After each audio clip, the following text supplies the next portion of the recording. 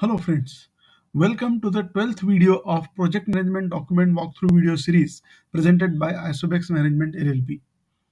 This video series is very useful for people working as a project manager in their organization.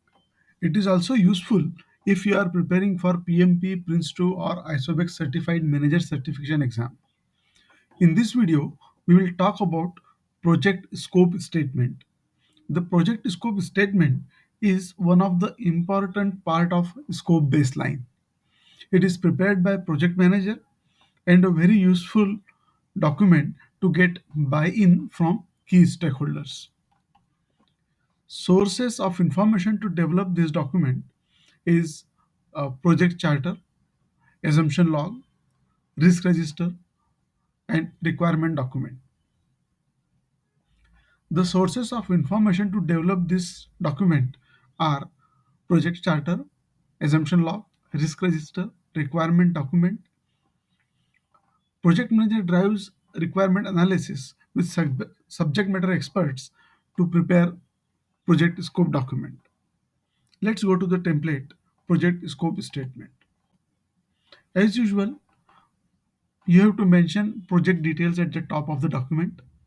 Details like project name, client name, project manager's name, project location, project start date, project end date, document updated on, and version number. Here you can add version history as well. Means version 0.1 is a draft version and it is prepared, newly prepared. Version 0.2, what changes you are doing, you have to write, and date of update.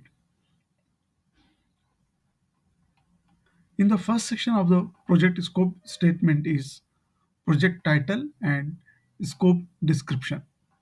In this template, we are taking example of online ordering system improvement. This is an IT project. The first paragraph is business need of the project.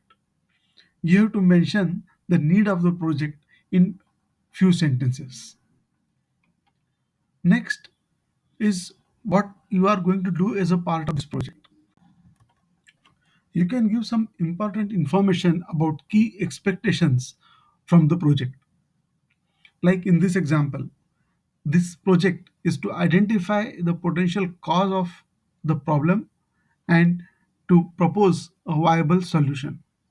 Development and implementation of the solution will be planned in subsequent phases. It is expected that this project will not change the existing system but rather make a recommendation for improving it. So this is the key expectations from the project. You can more elaborate in your example. The second section is key deliverables. Here you have to mention what are you going to deliver to the customer. In this example, it is a report having detailed workflow of ordering system. The second, analysis of time customer spend on ordering. Third, recommended changes. Fourth one is expected time and cost for proposed changes in the existing system. The third section is high level assumptions. You have to refer assumption log or project charter as an input for writing this section. The fourth section is key acceptance criteria.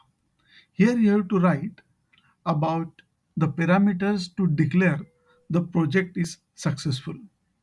In this example, reducing the time customer spend on placing the order to 50% of the current time.